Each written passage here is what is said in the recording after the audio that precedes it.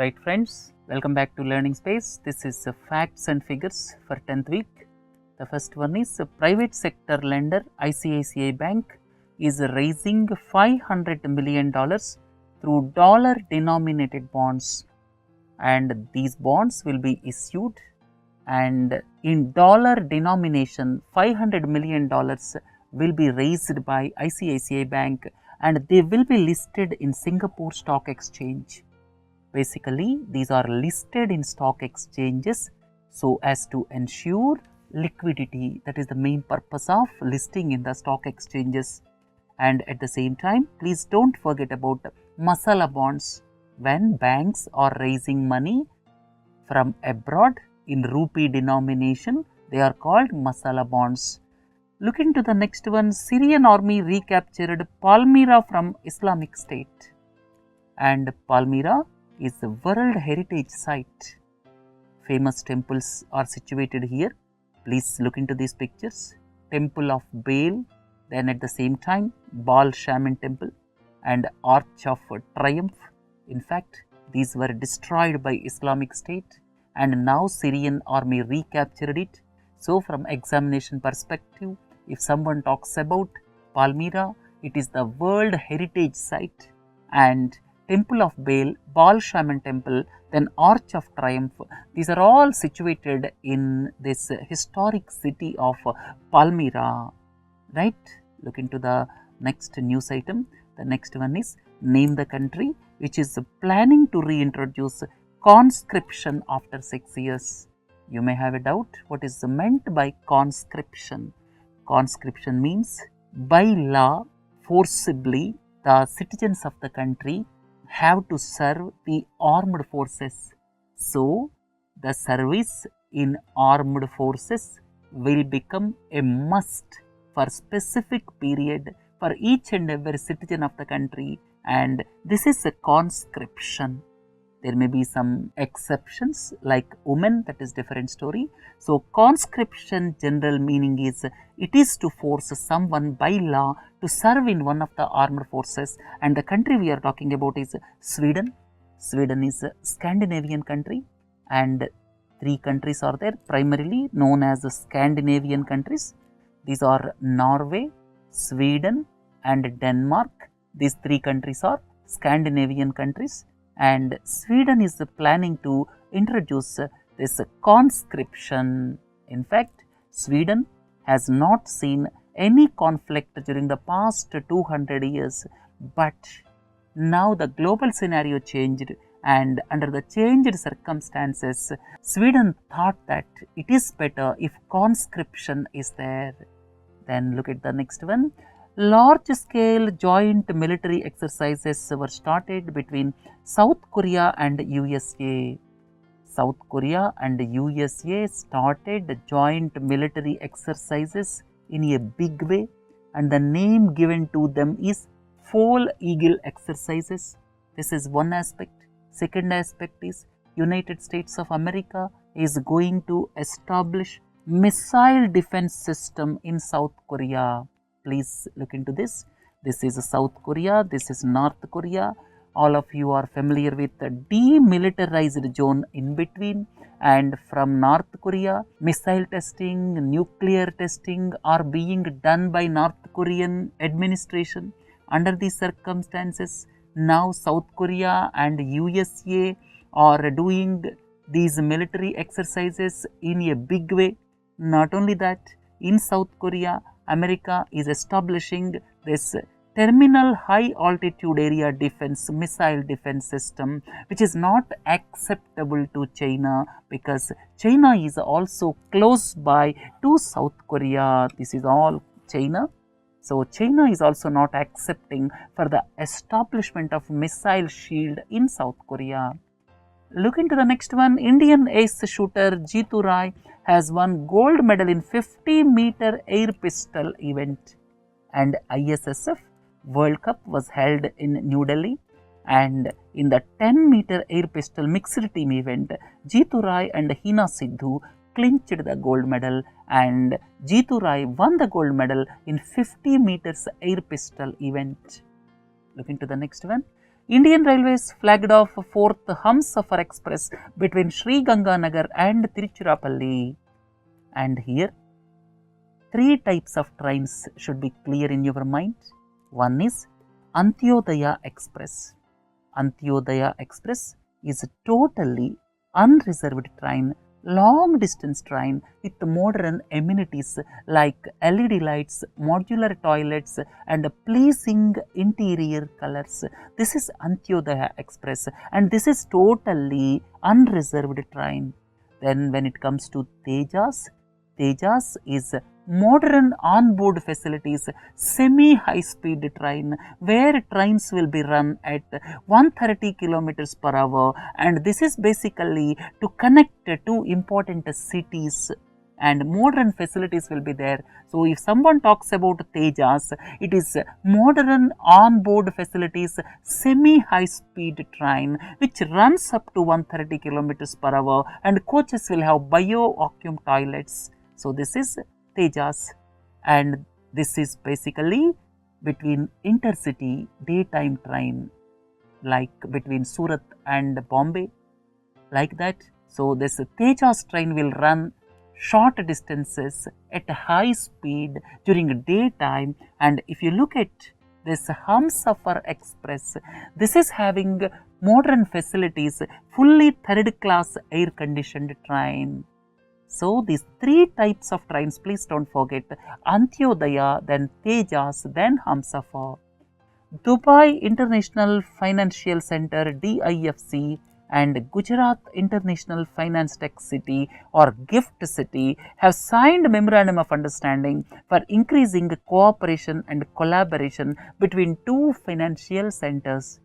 And international financial centers are there in places like Dubai, London, Singapore, New York, and remember India's first international financial center is coming in the form of GIFT City near Ahmedabad, or you can say near Gandhinagar in Gujarat.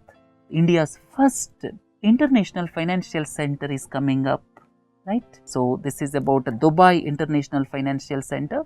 And look into the next one. Former Indian women cricketer Shanta Rangaswamy became the first woman cricketer to be nominated for BCCI's Lifetime Achievement Award. Shanta Rangaswamy have got several firsts to her credit. The first woman cricketer to win Arjuna Award, then India's first international centurion in women's cricket, first captain to win a test, and she was Indian women cricket team's first captain in 1976. So, several firsts to her credit and she was nominated for the BCCI's Lifetime Achievement Award. So, please don't forget Shanta Rangaswamy. United Kingdom's Queen Elizabeth II hosted a reception to launch UK India Year of Culture 2017. UK India Year of Culture 2017, and here Finance Minister represented Indian government, and please don't forget some time back 2017 was declared as UK India Year of Culture. Meghalaya's famous route bridge was nominated for prestigious National Innovation Foundation Award. 2 things I would like to tell you. The first one is with regard to National Innovation Foundation. National Innovation Foundation is an autonomous body under the Department of Science and Technology. This is one part, and this National Innovation Foundation Award is given for grassroots innovation. Grassroots innovation, one example is what I am showing you in the picture. This is for grassroots innovation and outstanding traditional knowledge.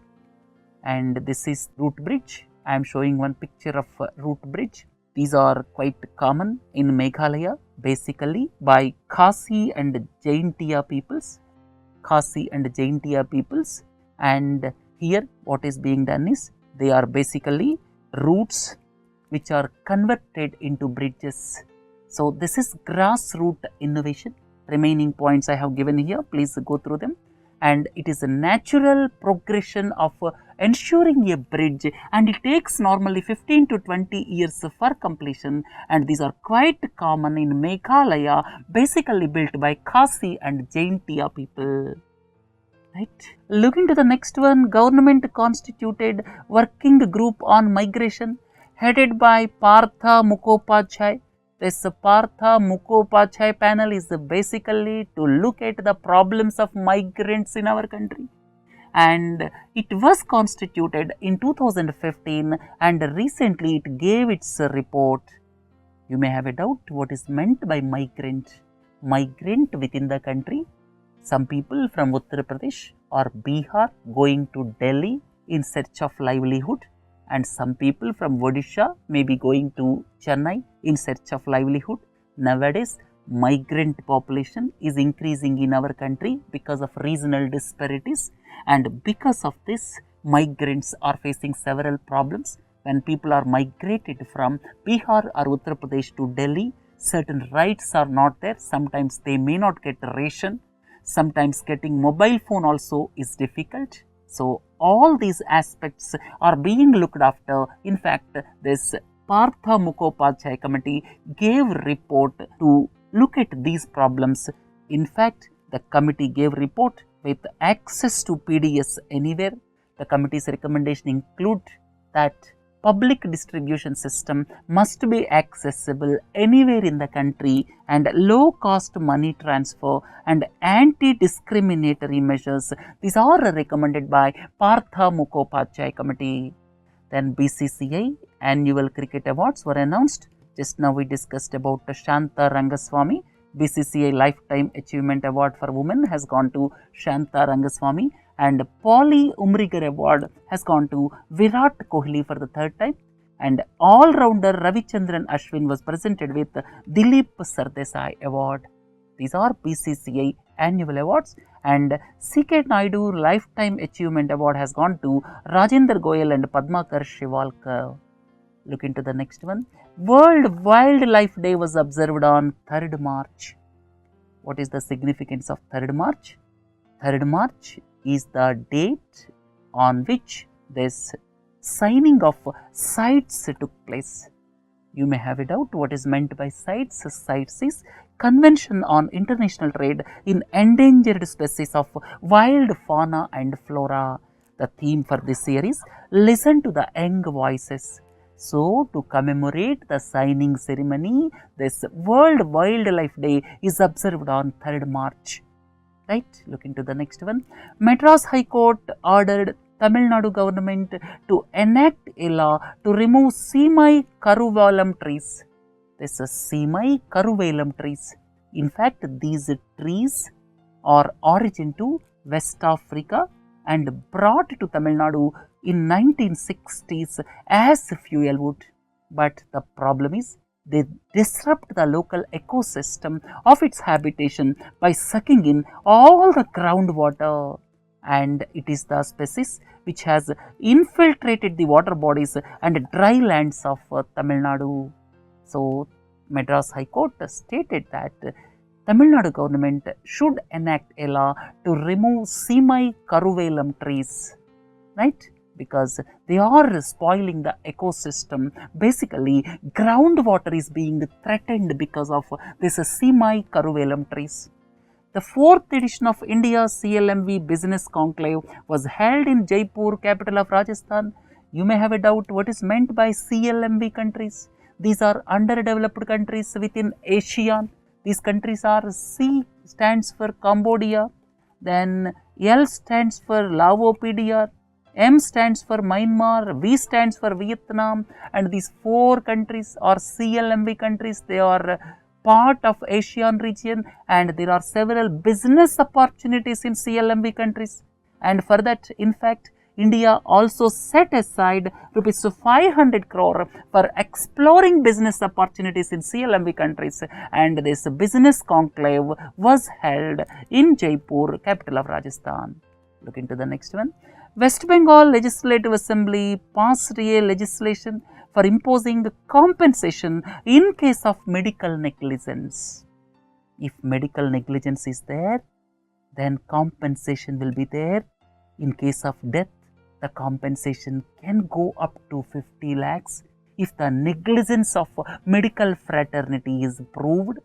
And 13-member West Bengal Clinical Establishment Regulatory Commission will be established, and which will be headed by sitting or former judge.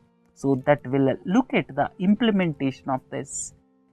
So if someone talks about this legislation for imposing a compensation in case of medical negligence, that is West Bengal, please don't forget. Odisha's IMR, infant mortality rate. Infant mortality rate is the rate at which the children die before reaching 1 year of age per 1000 live births. So here IMR in Odisha reduced to 40 from 96 in 2000, and state government stated that this was made possible because of certain measures taken by the state government. So leave this aside, and I would like to put forth some more information. As per this National Family Health Survey, Kerala's infant mortality rate in fact fell to 6. And if someone talks about India's current infant mortality rate, it is 41, and Kerala it is 6. Please look at this comparison. Best states, that is Kerala 6, Tamil Nadu 21. And here if you look at the states, Chhattisgarh 54, Bihar 48, Assam 48, and in comparison to these states, the infant mortality rate of Odisha is better. So now in terms of indicators, Kerala stands ahead of these states, Chhattisgarh, Bihar, Assam, Jharkhand and Rajasthan. So please don't forget two things. One is Kerala's infant mortality rate is 6. Whereas India's infant mortality rate is 41. So these things please don't forget. Punjab and Jammu and Kashmir signed a secretary level pact for the fast track completion of 206 megawatt Shahpur Kandi Dam. And all of you are familiar with Ranjit Sagar Dam, and please look into this picture. Ranjit Sagar Dam is in Punjab, and this is on river Ravi, and 11 kilometers downstream of Ranjit Sagar Dam, this project will be constructed. So this project, Shahpur Kandi Dam, will be a joint project between Punjab and Jammu and Kashmir. 20% of the power will go to Jammu and Kashmir. So if someone talks about this Shahpur Kandi Dam, this is on river Ravi, and the states concerned are Punjab and Jammu and Kashmir. Look into the next one. Union Human Resource Development Ministry issued a circular making mandatory for students to have an Aadhaar card to get served cooked meal under midday meal scheme. And it became controversial, but the Human Resource Development Ministry issued the circular making it mandatory for students to have Aadhaar to get cooked meal under midday meal scheme, right? So midday meal scheme, if someone talks about this, it is the meal provided to the students studying from class 1 to class 8 in government or government aided schools. These things please don't forget.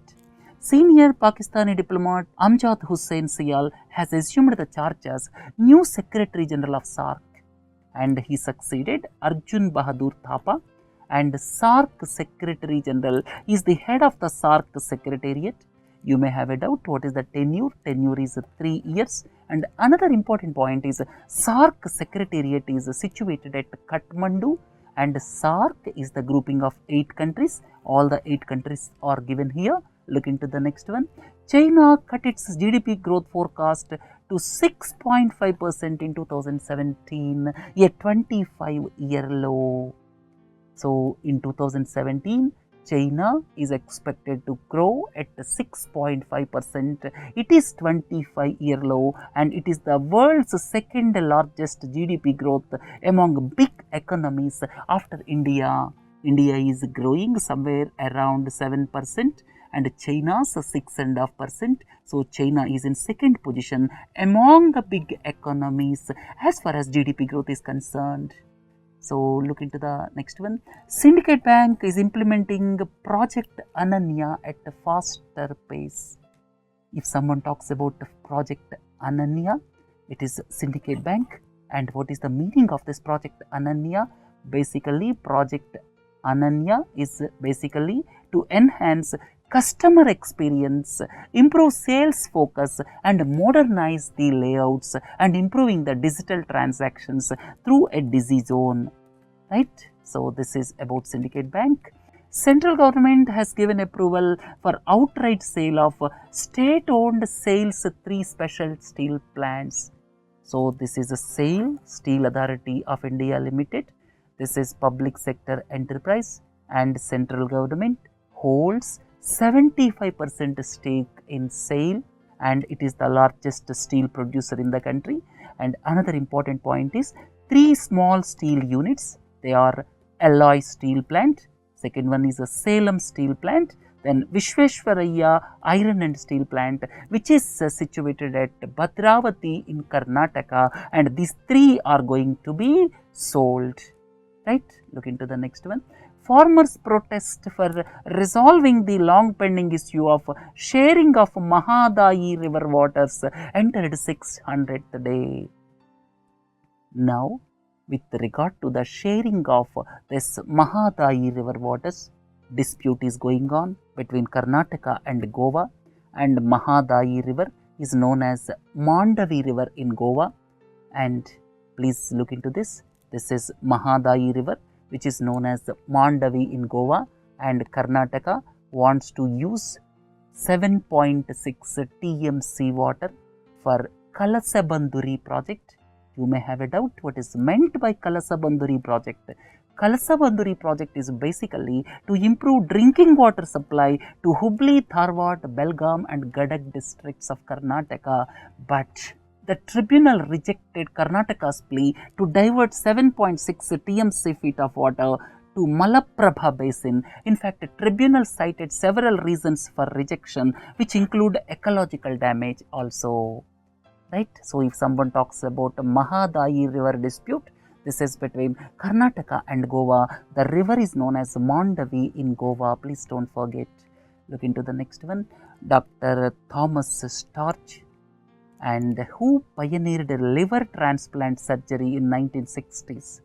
He performed the world's first liver transplantation in 1963, and the world's successful liver transplant was done in 1967, and he pioneered kidney transplantation from cadavers. Cadavers means dead bodies. So he pioneered kidney transplantation from dead bodies also. So here Thomas Storch, famous doctor who pioneered liver transplant surgery, died recently. Considered to be the largest flag in the country, with the tallest flag post, it was inaugurated at India-Pakistan Atari border, and this flag post stands 110 meters tall, and it overtook 91.44 meters high tricolor, which was launched previously in Ranchi. Look into the next one. Former Lok Sabha Speaker Rabi Ray died in Cuttack, and he was Union Minister of Health and Family Welfare during 1979 and Speaker of 9th Lok Sabha during 1989 and 1991.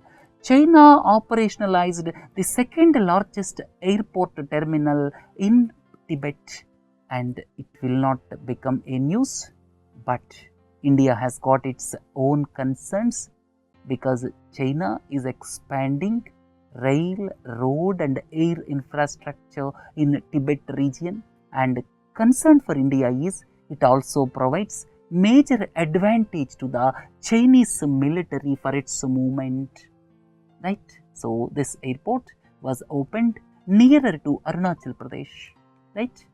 The Prime Minister dedicated to the nation ONGC Petro Editions Limited or Opal Petrochemical Complex at Dahej, Gujarat.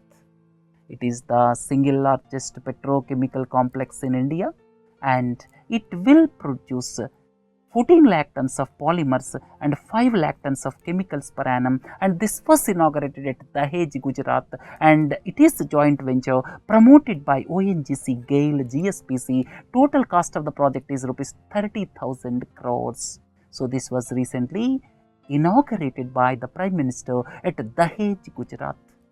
Looking to the last one, National Biodiversity Congress 2017 was held recently in Thiruvananthapuram. The aim is basically to identify practical evidence-based case studies at a regional level to support the plan of action, and the theme is mainstreaming biodiversity for sustainable development. Right, this was held recently in Thiruvananthapuram, right friends. With this, let us conclude today's facts and figures. Have a nice day. Thank you.